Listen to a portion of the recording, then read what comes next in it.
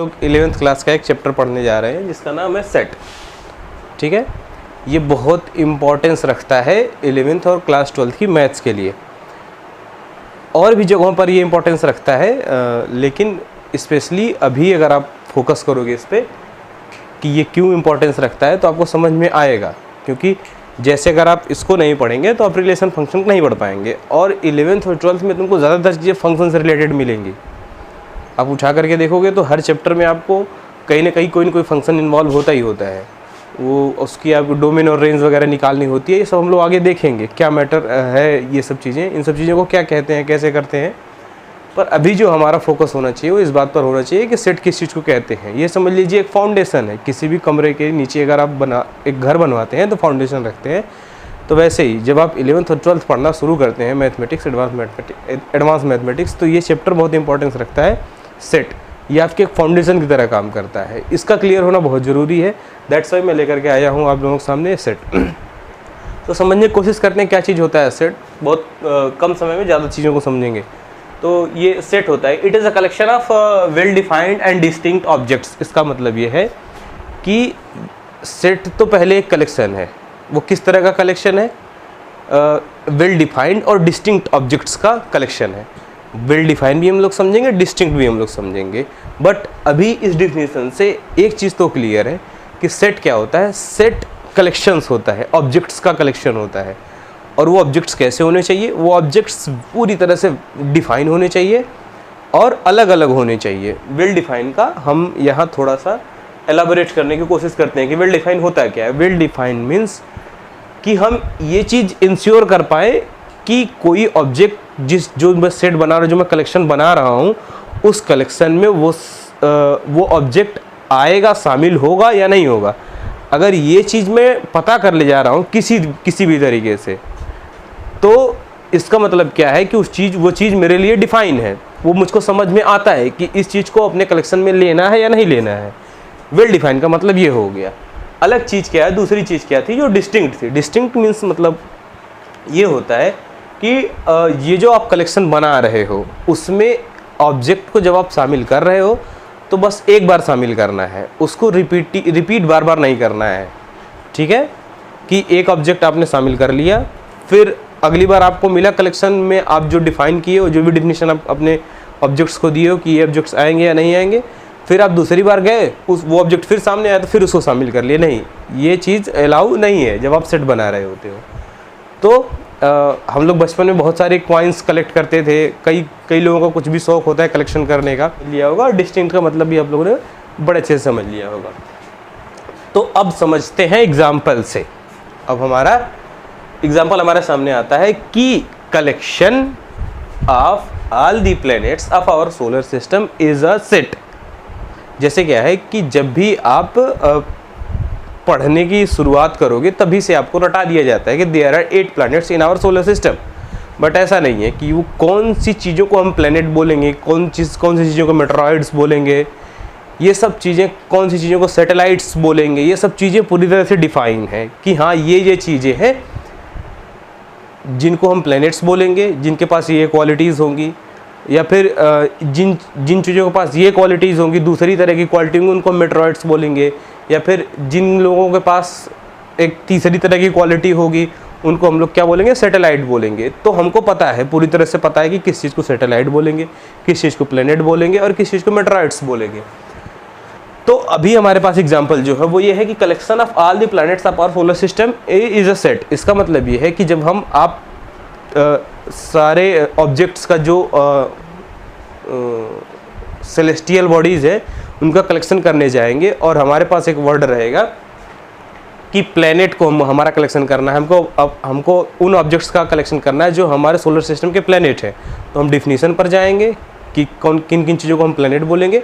तो इस तरह से अगर हम कलेक्शन करने बैठेंगे तो हमको 8 सेलेस्टियल बॉडीज ऐसी मिलेंगी जो प्लैनेटरी कैटेगरी में आएंगी। और जब हम उनका कलेक्शन कर लेंगे तो उस कलेक्शन को हम लोग सेट बोलेंगे। तो इस तरह से हमारे पास टोटल 8 प्लैनेट्स होते हैं। आप लोगों को पता ही है, नहीं पता है तो मैं बता दे रहा हूँ। There are 8 planets in our solar system. They are Mercury, Venus, Earth, Mars, Jupiter, Saturn, Uranus, Neptune. Pluto कभी शामिल था पर अभी नहीं है, वो हमारी डिफिनीशन को सेटिस्फाई नहीं करता है। दैट्स वाई वो हमारे सोलर सिस्टम के प्लेनेट वाले सेट से वो बाहर हो गया है। तो ये रहा हमारा एग्जाम्पल सेट का। तो अब किस चीज़ को सेट नहीं कहेंगे, ये चीज़ समझने की कोशिश करते हैं कि collection of 5 most beautiful person in the world is not a set. इसका मतलब साफ साफ है, आप बहुत अच्छे से इसको रिलेट कर पाएंगे कि किसी भी व्यक्ति के लिए अगर 5 लोगों का कलेक्शन करना है, 5 लोगों का मतलब 5 ऑब्जेक्ट्स का ऐसा कलेक्शन करना है कि जो दुनिया में सबसे खूबसूरत हो, तो जब आप उनको कॉपी कलम देंगे तो हो सकता है कि अपने माँ बाप भाई बहन खुद का कलेक्शन करके आपको दे दे कि ये रहे 5 दुनिया के सबसे खूबसूरत। और किसी के लिए हो सकता है कि ऐश्वर्या राय हो गई, कैटरीना कैफ हो गई, उसकी अपनी वाइफ हो गई, एक्स वाइफ हो गई, उसकी अपनी फ़िलहाल ही गर्लफ्रेंड हो गई। इस तरह का कलेक्शन वो करके दे देगा आपको।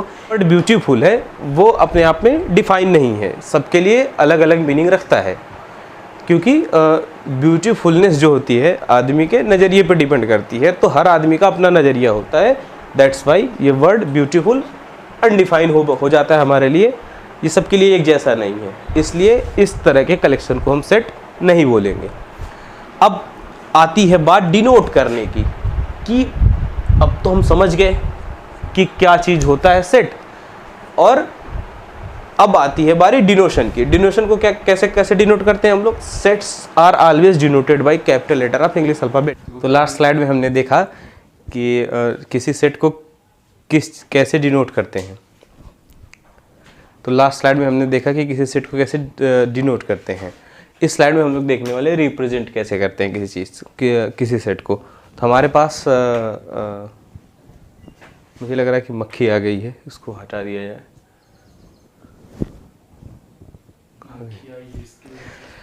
लास्ट स्लाइड में हमने देखा कि किसी सेट को कैसे डिनोट करते हैं। इस स्लाइड में हम लोग देखेंगे कि किसी सेट को कैसे रिप्रेजेंट करते हैं। डिनोशन और रिप्रेजेंटेशन दोनों सिमिलर से लग रहा है, बट ये डिफरेंट है। डिनोशन का मतलब अब सिंबॉलिक फॉर्म में कैसे है वो, और रिप्रेजेंटेशन का मतलब ये है कि कैसा वो दिखता है। ठीक है, बात समझ में आ गई होगी आई होप। तो समझते हैं इस चीज़ को कि रिप्रेजेंटेशन ऑफ सेट क्या होता है। There are 2 ways to represent a set. हमारे पास 2 तरीके हैं जिनसे हम सेट को रिप्रेजेंट कर सकते हैं। पहला तरीका है, बहुत अच्छा तरीका है, वो आसान भी होता है, लोग ज़्यादातर इसी में बात करते हैं, रोस्टर फॉर्म, या फिर इसका दूसरा नाम है tabular form. In this way हम लोग सारे ऑब्जेक्ट्स को लिस्ट करते हैं, एक ऑब्जेक्ट दूसरा ऑब्जेक्ट तीसरा ऑब्जेक्ट, ऐसे सबका लिस्टिंग करते हैं।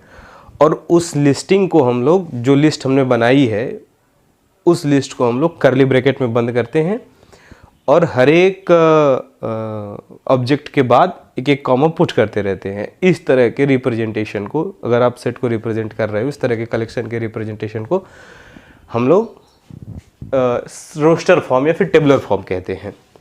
और ये हमारे लिए दूसरा, तो हमारे पास दूसरा मेथड है रिप्रेजेंट करने का, सेट बिल्डर फॉर्म। इसको रूल मेथड भी बोलते हैं। इस मेथड में आप सिंपली वेरिएबल्स के फॉर्म में बात करते हैं, और जब आप वेरिएबल्स के फॉर्म में बात करते हैं तो उन वेरिएबल्स को आप डिफाइन करते हो। ऐसा करना होता है उधर। तो ये रहा हमारे पास एक एग्जांपल लेते हैं, इस चीज़ से बिल्कुल क्लियर हो जाएगा किस चीज़ को रोस्टर फॉर्म बोलते हैं, किस चीज़ को सेट बिल्डर फॉर्म बोलते हैं। तो इस चीज़ को समझने के लिए हम लोग शुरू करते हैं एक एग्जांपल से। इससे पता चल जाएगा कि रोस्टर फॉर्म का रिप्रेजेंटेशन कैसा होता है और सेट बिल्डर फॉर्म का रिप्रेजेंटेशन कैसा होता है। तो अभी हमारे पास फर्स्ट 10 नेचुरल नंबर का कलेक्शन करते हैं। ये हमारे लिए डिफाइन भी है, सबके लिए पता है कि हाँ, सबको पता है ये बात कि 10 natural number, first 10 natural numbers कौन कौन सी हैं। That is 1 2 3 4 5 6 7 8 9 and 10। तो ये रहे ये रहा हमारा एग्जाम्पल। और एग्जाम्पल के तौर पे हम समझने की कोशिश करते हैं कि इसको जब भी हम डिनोट करते हैं नेचुरल नंबर को, तो कैपिटल N से डिनोट करते हैं। तो इसको हम लिखते कैसे हैं रोस्टर फॉर्म में? N ऐसे लिखेंगे, आप एक कर्ली ब्रैकेट लगाएंगे, कर्ली ब्रैकेट में आप हर एक ऑब्जेक्ट को अलग अलग लिखोगे और बीच बीच में आप कॉमा पुट करते रहोगे। इस तरह से जब आप किसी सेट को लिखते हो तो इस तरह के रिप्रेजेंटेशन को हम लोग रोस्टर रिप्रेजेंटेशन कहते हैं, रोस्टर टाइप ऑफ रिप्रेजेंटेशन कहते हैं। और दूसरा तरीका है इसी चीज़ को, सेम एग्जांपल को हम ले रहे हैं ताकि कंफ्यूजन ना हो, कि सेट बिल्डर फॉर्म में जब आप इसको डिफाइन करने की कोशिश करते हो, बताने की कोशिश करते हो, लिखने की कोशिश करते हो, तो यहाँ आप n लिखोगे, n is equals two variables के फॉर्म में बात होती है इधर, तो इधर x है, x is a natural number है, और वो किस तरह का नेचुरल नंबर है, such that x is lesser than equals to 10 and greater than equals to 1। इससे ये बिल्कुल पता चल गया कि मैं किन ऑब्जेक्ट्स की बात कर रहा हूँ। तो इस तरह से जो रिप्रेजेंटेशन होता है सेट का, इसको हम लोग सेट बिल्डर फॉर्म या फिर रूल मेथड बोलते हैं, ठीक है। और इसको पढ़ते कैसे हैं, पढ़ने के लिए हमारे पास ये पढ़ा हुआ है, आप इससे समझ पाएंगे कि इसको, इस चीज़ को हम लोग पढ़ते कैसे हैं कि n is the set of x's, मतलब कुछ वेरिएबल्स का ये सेट है। अब वो x क्या है, x is the natural number which is greater than equals to 1 and lesser than equals to 10। इस तरह से हम लोग इस पूरे सेट को पढ़ेंगे, ठीक है।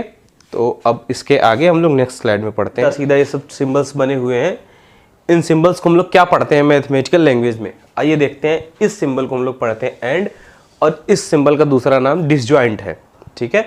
ये जो सिंबल बना हुआ है, इस सिंबल को हम लोग आर कहते हैं, और इसका दूसरा नाम कंजक्शन है। ये नॉट है, इसका निगेशन है। इस सिंबल का नाम देयर एग्जिस्ट है। ये आपको बार बार कहीं ना कहीं टकराता रहेगा आपसे, ये भी सिंबल आपसे टकराता रहेगा, फॉर ऑल या फिर फॉर एवरी, ठीक। इम्प्लाइज, जो कि इक्वल से अलग चीज़ है, ये इम्प्लाइज ये जनरली लोग क्या करते हैं कि इक्वल की जगह लगाते रहते हैं, बट ये इक्वल से अलग चीज़ है। इम्प्लाइज दैट है, या फिर इफ और देन इसको भी पढ़ते हैं। और ये implies and is implies that है, इस सिंबल का नाम है, जो दोनों तरफ से एरो बना हुआ है। इसको इफ भी कहते हैं, IFF, या फिर इफ एंड ओनली इफ कहते हैं। और ये डिफरेंस आपको सिंबल पता ही है, ये एक छोटा सा डैश टाइप का है, ये ट्रेंगुलर शेप का जो बना हुआ है, डेल्टा भी इसको बोलते हैं। इसको क्या है, ये सिमेट्रिक डिफरेंस है, ठीक है। और ये इस तरह का जो आपको सिंबल मिलेगा, दो लहरों की तरह दिखता हुआ आपको, वो इक्विवेलेंट का सिंबल है। इसको पढ़ते हैं इक्विवेलेंट टू। और ये सिंबल आपके लिए इम्पोर्टेंस रखता है, क्यों? क्योंकि ये आपके चैप्टर में इसके बाद जो भी सिंबल्स हैं, आपको इस सिंबल को याद रखिएगा ठीक से। याद तो सभी रखना है, पर इस सिंबल को ज़्यादा अच्छे से याद रखना है, इसको याद रखिएगा। देखिए, बिलोंग्स का मतलब ये होता है कि ये बताता है कि जिस ऑब्जेक्ट के बारे में आप बात कर रहे हो, वो ऑब्जेक्ट किसी पर्टिकुलर सेट को बिलोंग करता है या नहीं करता है।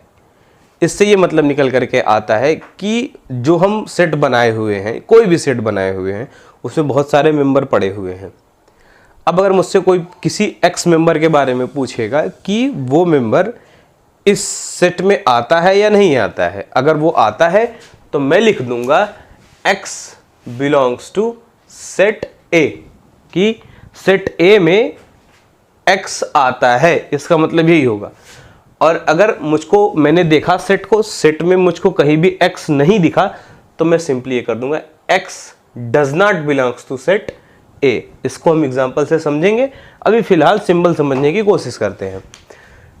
तो ये क्या है, इज द सबसेट ऑफ, इस सिंबल को हम लोग कहते हैं, जहां भी हमको ये सिंबल दिखेगा, इस सिंबल को हम लोग बोलेंगे इज द सबसेट ऑफ, इस सिंबल को हम लोग बोलेंगे नॉट ए सबसेट ऑफ।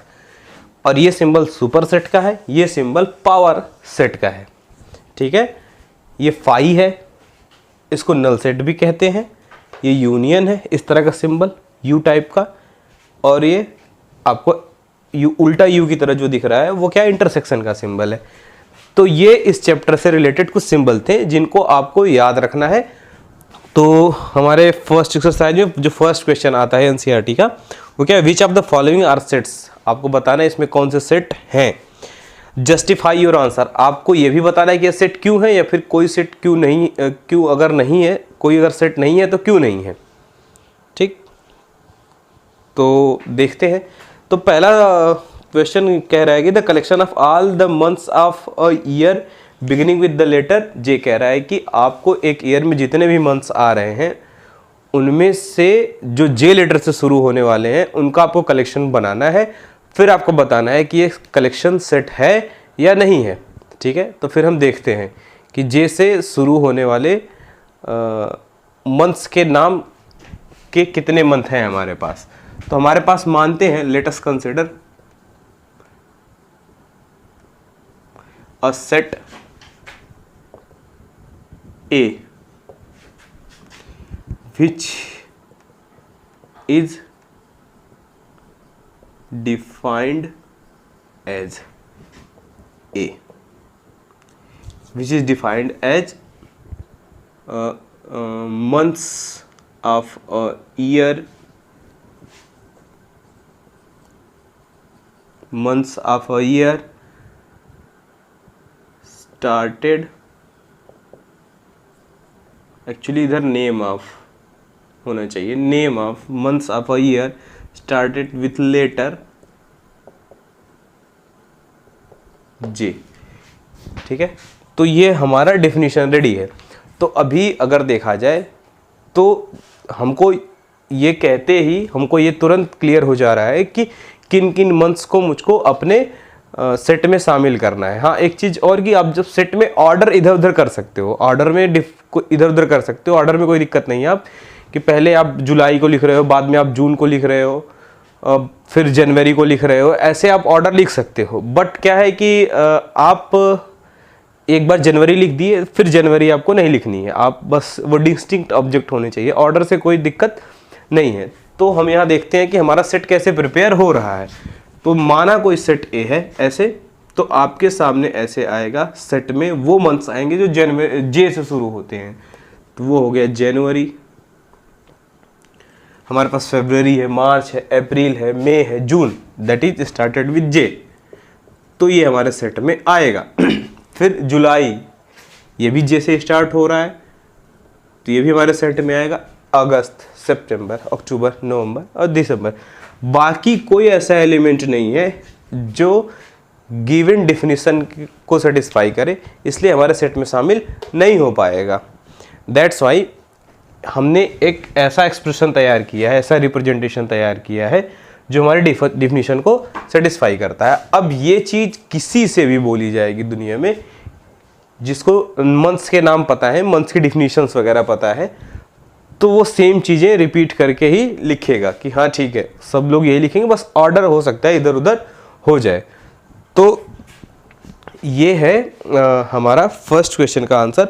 अब आपको जस्टिफाई करना है कि ये क्यों है सेट, क्यों सेट है, क्योंकि इसमें हमने जो बनाया है वो क्या है, डिस्टिंक्ट ऑब्जेक्ट है, अलग अलग ऑब्जेक्ट है। सेट के डिफिनीशन पे जाते हैं इधर, और ये जो चीज़ लिखी गई है ये डिफाइन चीज़ है, हमको पता है, सिंपली इसमें कोई डाउट हो नहीं रहा है। ठीक है, तो जब डाउट नहीं हो रहा है इसका मतलब जो डिफाइन चीज़ है उस चीज़ को समझने में कोई दिक्कत नहीं हो रही है, इसलिए ये सेट होगा। ठीक है, चलिए अब सेकंड क्वेश्चन आते हैं। सेकंड क्वेश्चन क्या कह रहे हैं, the collection of 10 most talented writers of India. हो सकता है कि 10 मोस्ट टैलेंटेड राइटर सबके लिए अलग अलग होंगे, क्योंकि अगर आप इसकी लिस्ट बनाने जाओगे तो आपको जरूर अलग अलग चीज़ें मिलेंगी। आप अपने क्लास में देख करके देखिएगा, आपको समझ में आएगा कि अगर 5 बच्चों को आपने ये एक्सपेरिमेंट करने के लिए दिया हुआ है तो डेफिनेटली उनके आंसर्स में डिफरेंस आने वाले हैं, क्योंकि ये जो वर्ड टैलेंटेड है वो अपने आप में डिफाइन नहीं है। तो जब ये वर्ड टैलेंटेड वर्ड डिफाइन नहीं है तो ये हमारे ये जो कलेक्शन होगा हमारा सबका, वो कलेक्शन जो है वो इस सेट के कैटेगरी में नहीं आएगा। क्यों? क्योंकि हो सकता है कि मैं जो एक सेट बी बना रहा हूं उसमें चेतन भगत आ जाए, ठीक, और प्रेमचंद्र जी आ जाए, ठीक, महादेवी वर्मा जी आ जाए। कौन आ जाए? महादेवी वर्मा, ठीक। ऐसे करके 10 का मैं अगर सेट बनाने की कोशिश कर रहा हूँ, 10 लोगों का जो मोस्ट टैलेंटेड राइटर्स हैं, तो हो सकता है कि ये मेरे मोस्ट टैलेंटेड राइटर्स आए वो आपसे डिफरेंट आए। क्यों? क्योंकि ये जो वर्ड है most talented itself is not defined. So ये जो कलेक्शन बन रहा है हमारा, ये हमारा सेट नहीं है। ठीक है, नेक्स्ट क्वेश्चन देखते हैं। तो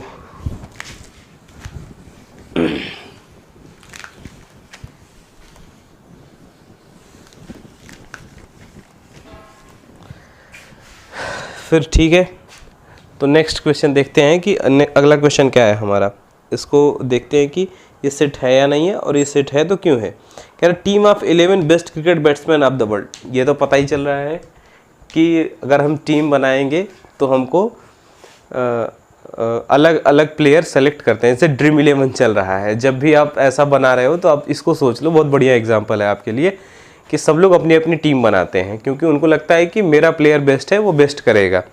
ठीक है, तो इस तरह से आप समझ सकते हो कि सबकी अलग अलग टीम होती है और अलग अलग उनके क्राइटेरिया होते हैं डिफ़ाइन करने के कि ये प्लेयर किस तरीके से उनकी नज़र में बेस्ट है। तो ये सेट, ये जो कलेक्शन होगा, ये सेट का कलेक्शन, ये सेट की कैटेगरी में नहीं आएगा। ठीक है, तो अगला क्वेश्चन क्या है। अगला क्वेश्चन है the collection of all boys in your class. तो ठीक है, ये तो अगर आप देखोगे ध्यान से तो जब आप कलेक्शन करने जाओगे सभी बॉयज़ का, आपने क्लास के सभी बॉयज़ का कलेक्शन करने जाओगे तो आपको पता चलेगा कि जब आप सभी ऑब्जेक्ट्स को डिस्टिंक्ट करके अलग अलग करके लिखोगे तो एक बच्चा जो लिखा रहेगा बाकी बच्चे भी सेम नेम लिखे रहेंगे। ऐसा क्यों है? क्योंकि ये चीज़ डिफाइन है कि कौन बच्चे मेरी क्लास में पढ़ते हैं, कौन बच्चे मेरी क्लास में नहीं पढ़ते हैं। ठीक है, तो अगर बच्चों का पता है तो फिर तुम ये भी पता कर पाओगे कि कौन से बॉयज़ आपके क्लास में पढ़ते हैं, कौन से बॉयज़ आपके क्लास में नहीं पढ़ते हैं। ये बहुत सिंपल चीज़ है, सेट को पता करना कि सेट है या नहीं है। तो इससे ये पता चल रहा है कि ये जो कलेक्शन है हमारा बॉयज़ का कलेक्शन हमारे क्लास का, वो क्या है, सेट है। ठीक है, तो अगला जो हमारे पास है वो 5th क्वेश्चन है collection of all natural numbers less than 100। ये भी बहुत अच्छे से डिफाइन चीज़ है। ये हर बच्चे के लिए, जो भी इस चीज़ को देख रहा है, जो भी समझने की कोशिश कर रहा है, उसके लिए ये चीज़ बिल्कुल डिफाइन है कि हाँ ठीक है, अगर मुझको 10 प्राकृतिक या फिर नेचुरल नंबर्स के जो एग्जांपल हमने लिया था उसका जिस तरह से डिफाइन था, सेम उसी तरह से अगर आप 100 से लेस नेचुरल नंबर्स का कलेक्शन करेंगे सभी, तो आपको मिलेगा कि वो 99 नेचुरल नंबर्स हैं, 1 to 99। ठीक है, वो लेस देन बोला है, दैट्स वाई हम 100 को अपने सेट में लेंगे नहीं। ठीक है, तो ये बिल्कुल डिफाइन चीज़ है, इसमें कोई डाउट ही नहीं है। हाँ, ऑर्डर आप चेंज कर सकते हो, आप 1 3 फिर 2 फिर 5 फिर 4 ऐसे करके आप लिख सकते हो, बट आप एक ऑब्जेक्ट को एक बार लिखना, और अगर ये चीज़ सबके लिए एक जैसी ही हो रही है तो आप समझ जाइएगा कि वो सेट है। अगर ये अलग अलग चीज़ हो रही है तो आप समझ जाइएगा कि वो सेट नहीं है। ठीक है, तो अगला क्वेश्चन है हमारे सामने, वो क्या है, collection of novels written by the writer Munshi Premchand. कह रहा है कि मुंशी प्रेमचंद के द्वारा लिखे गए सारे नॉवेल्स का कलेक्शन। ठीक है, तो अगर इसको कोई भी आदमी जाएगा अगर कलेक्शन करने, इन ऑब्जेक्ट्स का अगर आप कलेक्शन करने जाएंगे तो आपको सबके पास जो भी कलेक्शन मिल करके आएगा, हर आदमी के पास सेम कलेक्शन मिल करके आएगा। ठीक है, बट शर्त क्या है कि सभी नॉवेल्स का कलेक्शन करना है आपको। ठीक है, तो अगर आप सभी नॉवेल्स का कलेक्शन कर रहे हैं तो ये चीज़ सबके सेट में आएगी, सबके सेट में ये चीज़ आएगी, बशर्ते ये है कि आप कलेक्शन सभी नॉवेल का करिए। ठीक है, तो ये जो सेट बने, ये जो कलेक्शन बनेगा वो हमारा सेट होगा। क्यों? क्योंकि ये चीज़ डिफाइन है, पता है हमको कि मुंशी प्रेमचंद जी ने कितने नॉवेल्स लिखे हैं और उनके क्या क्या नाम हैं। ठीक है, चलिए, कह रहे the collection of all even integers, ये सेट है या नहीं है। ठीक है, ये पूरी तरह से डिफाइन है कि इवन इंटीजर क्या होते हैं, और जब आप इनके सेट बनाएंगे तो आपको मिलेगा कि हाँ ठीक है, ये ऑब्जेक्ट्स या फिर ये एलिमेंट्स आपके सेट में शामिल होंगे और ये वाले एलिमेंट्स आपके सेट में शामिल नहीं होंगे। पूरी तरह से आप इसको लिख सकते हैं। हाँ, वो अलग बात है कि ये इनफाइनाइट सेट है, ये आगे का टॉपिक है, हम इसको देखेंगे कि ये इनफाइनाइट सेट है। ये कुछ फाइनाइट सेट होते हैं, कुछ इनफाइनाइट सेट होते हैं। कुछ सेट ऐसे होते हैं जिनको आप लिख के दिखा सकते हो, कुछ सेट्स को आपको नहीं दिखा सकते आप लिख करके अलग अलग ऑब्जेक्ट्स को।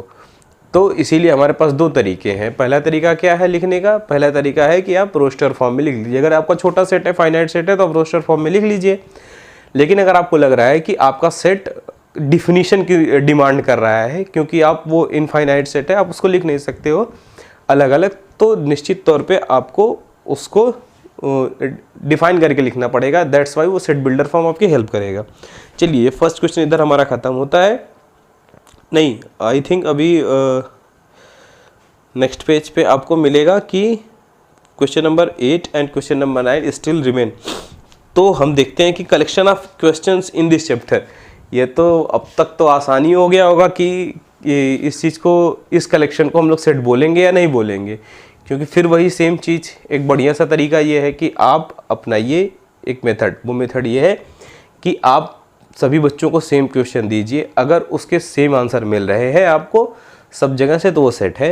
अगर आपको सेम आंसर नहीं मिल रहे हैं तो समझ लीजिए कि ये सेट नहीं है। तो जब भी आप इस चैप्टर के क्वेश्चन को काउंट करने जाओगे तो सेम आंसर आएगा सभी बच्चों की तरफ से कि टोटल नंबर ऑफ क्वेश्चन कितने हैं इस चैप्टर में, फर्स्ट चैप्टर में।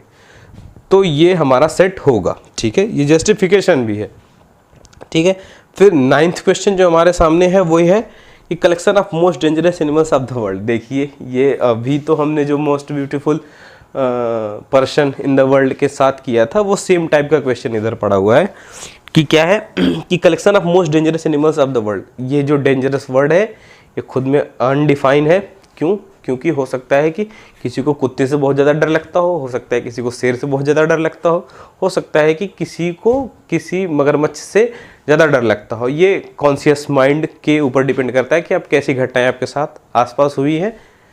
तो हो सकता है कि बहुत से लोग होते हैं जो आदमी से भी डरते हैं, अलग अलग फोबिया होता है अलग अलग तरीक़ों का। तो ये डिपेंड करता है उन सब चीज़ों पे। तो ये डेंजरस वर्ड खुद ही अपने आप में अनडिफाइन है। दैट्स वाई जो ये हमारे सामने कलेक्शन होगा वो सेट नहीं होगा, ठीक। चलिए क्वेश्चन नंबर 2 पर आते हैं।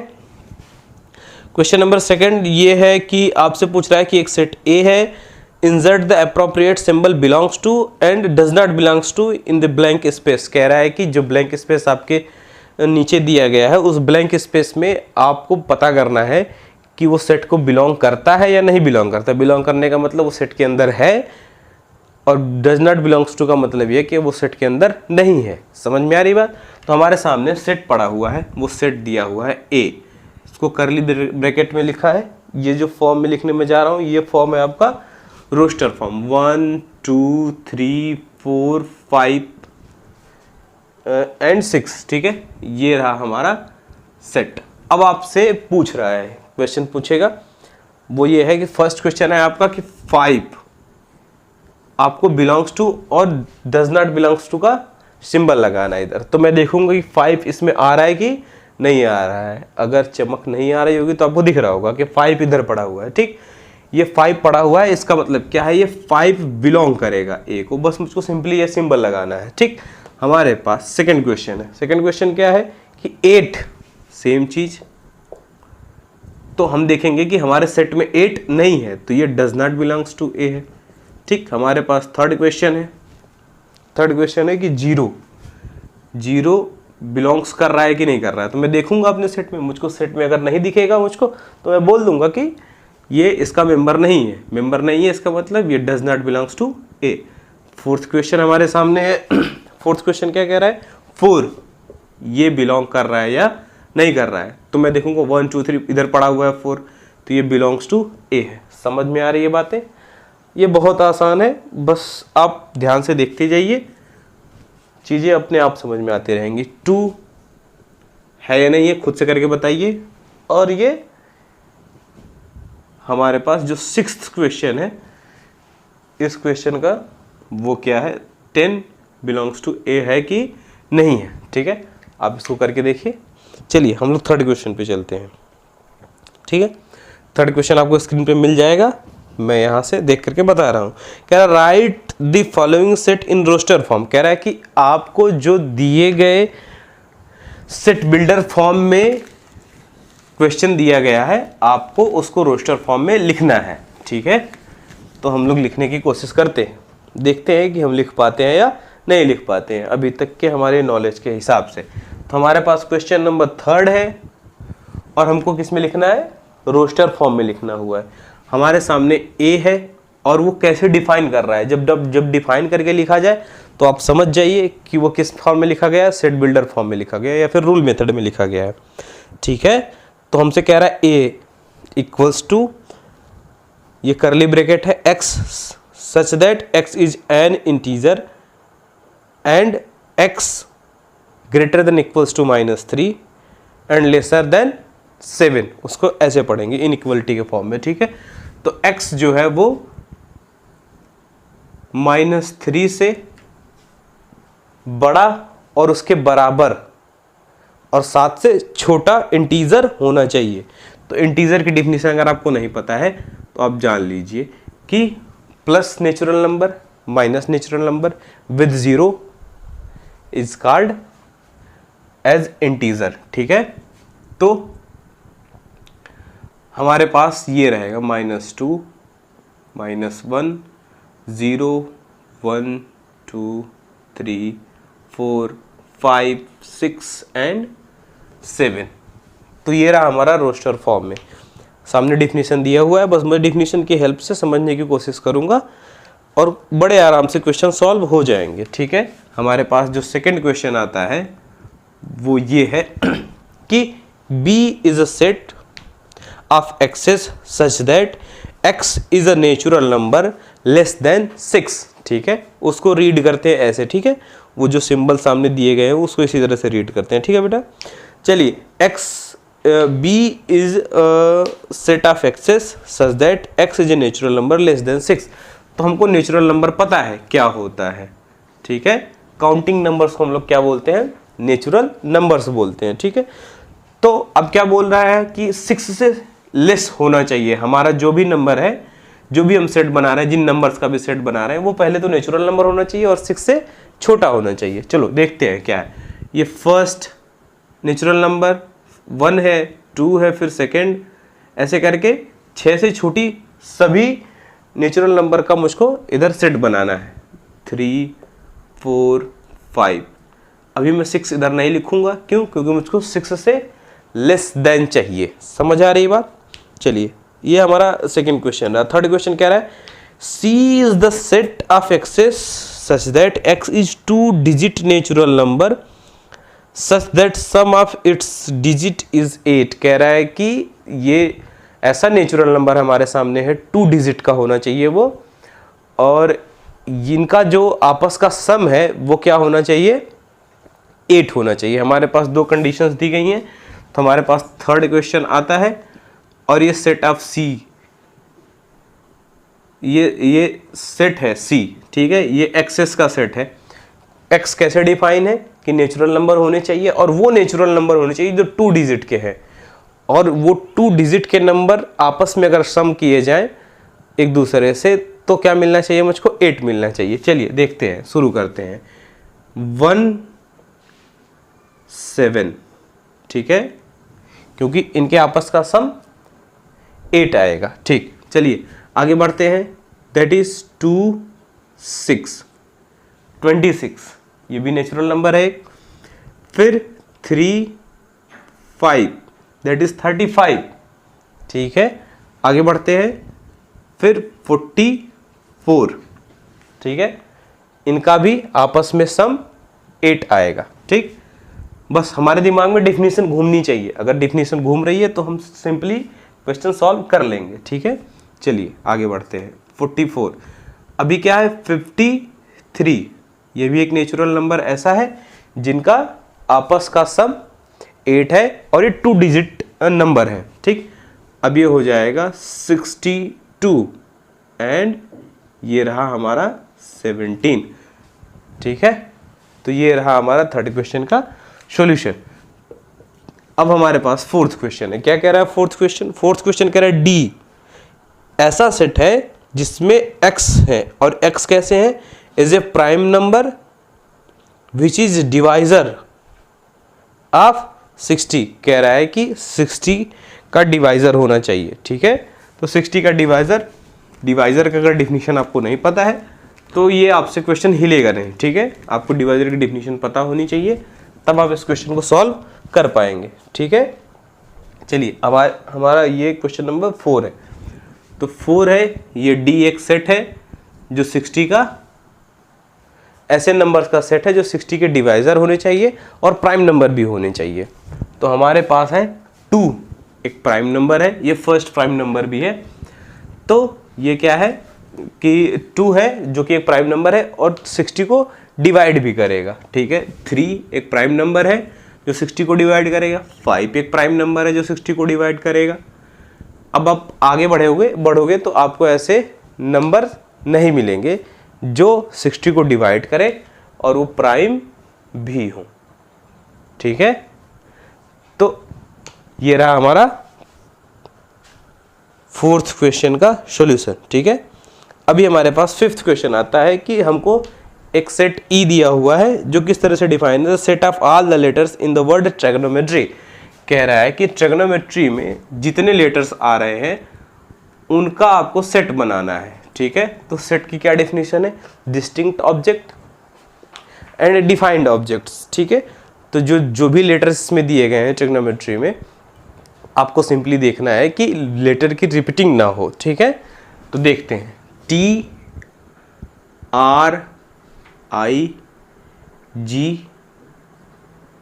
O N O फिर आएगा, इसलिए हम उसको नहीं लिखेंगे, यहाँ रिपीटिशन अलाउ नहीं है। फिर M, फिर E, फिर N आएगा, फिर T आएगा, फिर R आएगा, फिर Y आएगा, ठीक है। रिपीटिशन अलाउ नहीं है, दैट्स वाई ये मेरा जो सेट प्रिपेयर होकर के मेरे सामने आया है, ये set of all the letters of trigonometry है। तो अब हमारे पास 5th के बाद 6th क्वेश्चन आता है, the set of all the letters in the word better. कह रहा है कि अभी 6th क्वेश्चन में कह रहा है कि मुझको एक सेट बनाना है F, जो कैसा होना चाहिए, set of all the letters in the better word में जो सभी लेटर इस्तेमाल हुए हैं उनका सेट बनाना है। फिर आपको ध्यान देना होगा कि आपसे लेटर्स रिपीट ना हो, ठीक है। तो आप ऐसे बना पाएंगे। इसके कितने एलिमेंट्स हो गए, 4 एलिमेंट्स हो गए। भले ये 6 लेटर्स का एक वर्ड है, बट इसमें लेटर्स बेटर लिखते वक्त T और E रिपीटेड है, बट हमको सेट बनाते वक्त ऐसा नहीं करना है। हमको ध्यान देना है कि एलिमेंट्स का रिपीटिशन ना हो, ठीक है। चलिए हमारे तरफ से क्वेश्चन ले लीजिए कि ये हमारा 7th क्वेश्चन है कि हमको एक सेट बनाना है, set of all the letters of Allahabad, ठीक, जो कि अब प्रयागराज है, ठीक है। तो आते हैं हम लोग 4th क्वेश्चन पर। यह है कि right the following sets in the set builder form. अभी आपको सेट बिल्डर फॉर्म में दिया हुआ था और आपको रोस्टर फॉर्म में आपको लिखना था। तो अभी आपको रोस्टर फॉर्म में दिया हुआ है और आपको सेट बिल्डर फॉर्म में लिखना है, अपनी तरफ से डिफिनेशन बनानी है। तो चलो, ये फर्स्ट क्वेश्चन है मेरा। फर्स्ट क्वेश्चन क्या कह रहा है, हमको एक सेट बनाना है, सेट ए सभी एक्सेस का। आप इधर y भी लिख सकते हो, z भी लिख सकते हो, बस आपको वेरिएबल इंट्रोड्यूस करना पड़ेगा इधर, ठीक है। तो क्या है, कैसा सेट है, एक्सेस का सेट है, such that x is the multiple of 3, x is the multiple 3 का ही मल्टीपल है, हाँ 3 का ही मल्टीपल है, 3 6 9 12 है, मल्टीपल ऑफ 3,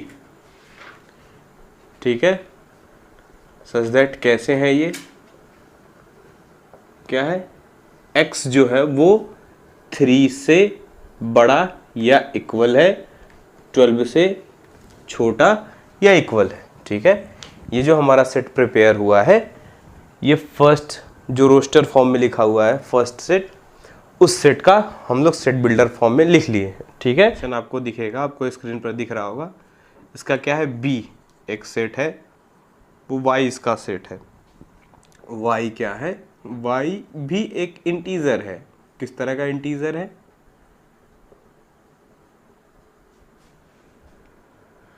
कि y किस तरह का इंटीजर है ये, कि y is equals to 2 to the power natural number, ठीक है, and y lesser than equals to 32 and greater than equals to 2। ये रहा हमारा डेफिनेशन, पूरी तरह से तैयार हो गई है इसकी। अब 2 to the power natural number है, n फॉर नेचुरल नंबर है, हमने डिफाइन कर दिया है। इसको दूसरे तरीके से भी डिफाइन कर सकते हैं, जैसे कि 2 2s are 4, 4 2s are 8 and 8 2s are 16, 16 2s are 32, ऐसा भी कर सकते हैं आप, वो आपके ऊपर है, ठीक है। अभी हमारे पास थर्ड क्वेश्चन जो आपको स्क्रीन पर दिख रहा होगा, उसको सॉल्व करने की कोशिश करते हैं, ठीक है। थर्ड क्वेश्चन क्या कह रहा है, थर्ड क्वेश्चन ये कह रहा है कि 525, 125, 600 सेम तरीके से है जैसे ये डिफाइन है, ठीक है। तो आप इसको कर लेंगे, समझ लीजिए इसको करना है आपको, ठीक है। अब प्रैक्टिस के लिए इधर दिया है 2, 4, 6, ये हमको देखने से ही पता चल जा रहा है कि ये इवन नंबर्स की बात कर रहा है। तो आप इसको डिफाइन करिए या फिर मैं खुद ही कर देता हूँ। तो ये हो गया हमारा क्वेश्चन नंबर 4। क्वेश्चन नंबर 4 क्या है कि एक सेट डी हमने लिया है, वो किस तरह से डिफाइन है कि सेट ऑफ पीज है, या फिर सेट ऑफ ई कर दो ताकि पता चलता रहे कि हाँ such that E is an even natural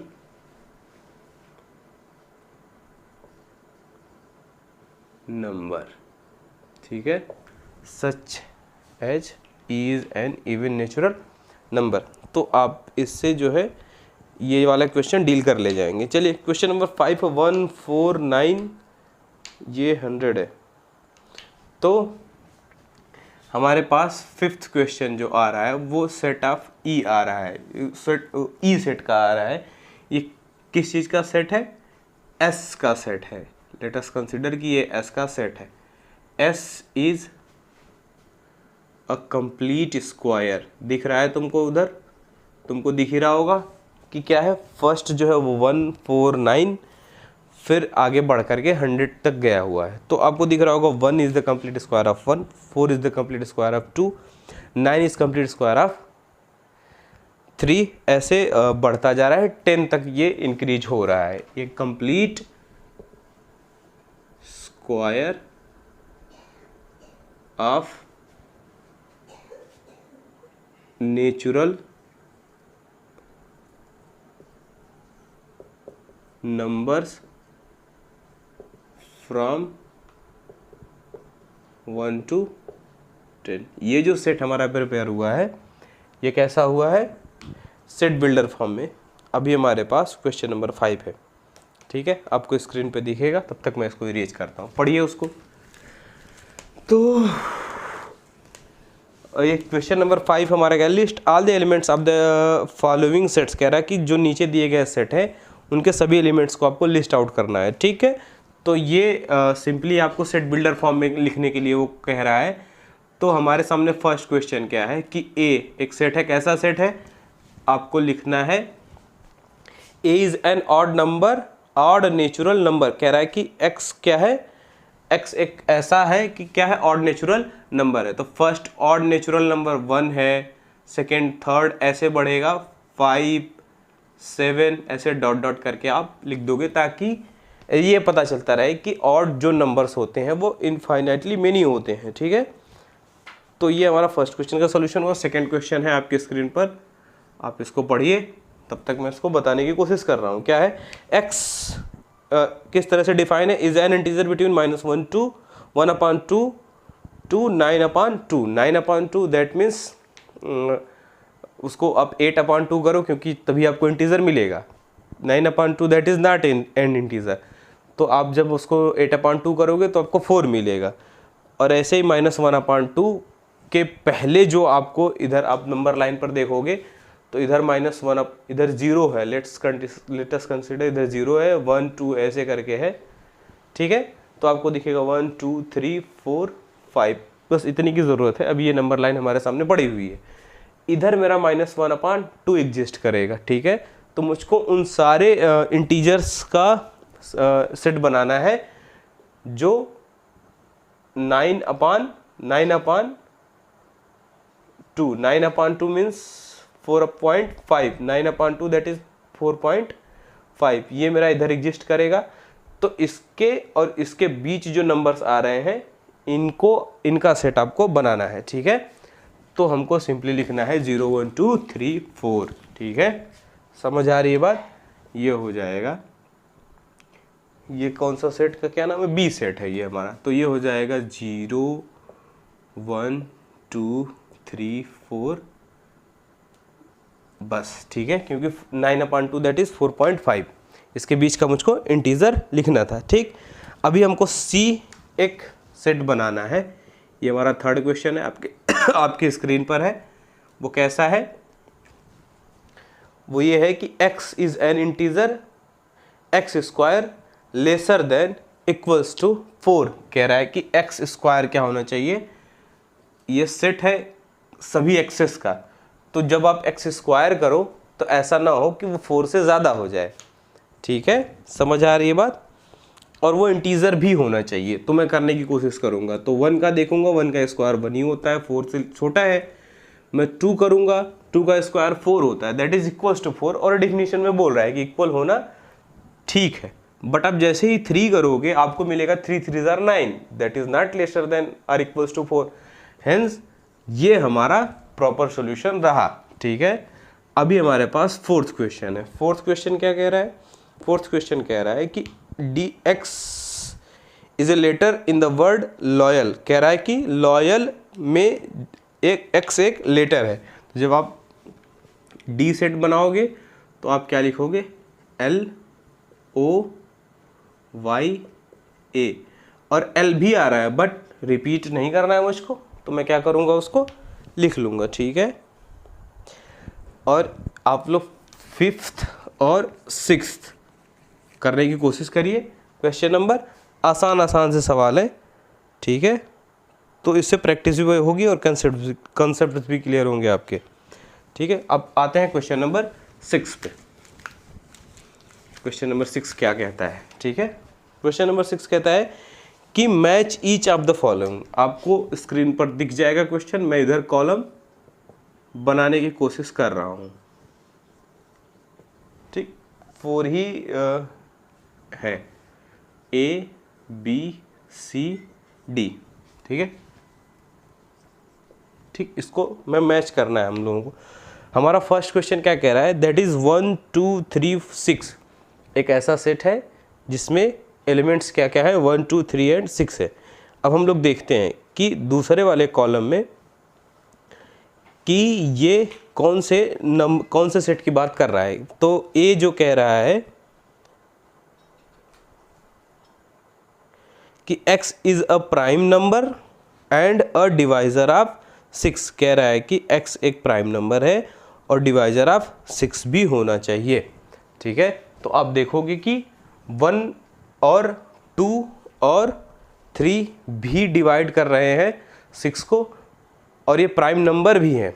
but 6 इसमें ऐसा नंबर है जो 6 को डिवाइड तो कर रहा है बट वो प्राइम नहीं है, इसलिए फर्स्ट जो है ए को मैच नहीं करेगा।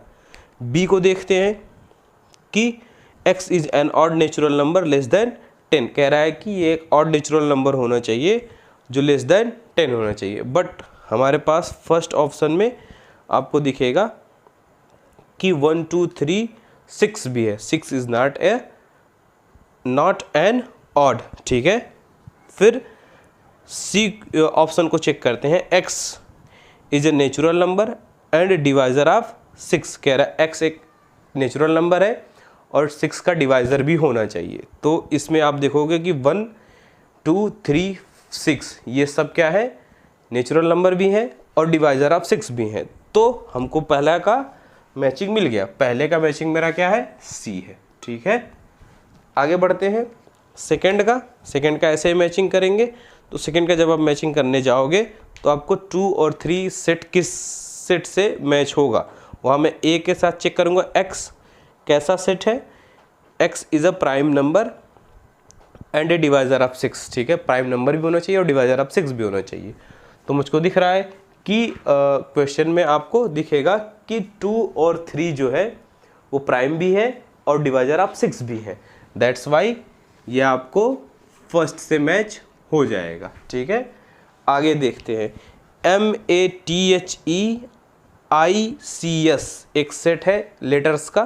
अब आपको चेक करना है तो सिंपली आप पहले ऑप्शन नंबर डी को चेक करिए। देखिए क्या है, X is a letter of the word mathematics, ठीक है। तो ये देखने से ही पता चल जा रहा है कि क्या है, तो ये डी हो गया। अब अगर बुद्धिमान आदमी रहेगा तो वो बी को मिला देगा, बट अगर फिर भी आपको देखना है कि क्या है इसका सीन, तो आप देखिए 1 3 5 7 9, X is an odd natural number less then 10, ठीक है। ऑड नेचुरल नंबर होना चाहिए, लेस देन 10 से होना चाहिए, ठीक है। चलिए थैंक यू, ये रहा हमारी फर्स्ट एक्सरसाइज। आगे हम लोग टाइप्स ऑफ सेट पढ़ेंगे और उस पर बेस्ड क्वेश्चन सॉल्व करने की कोशिश करेंगे। चलिए thank you, have a nice day.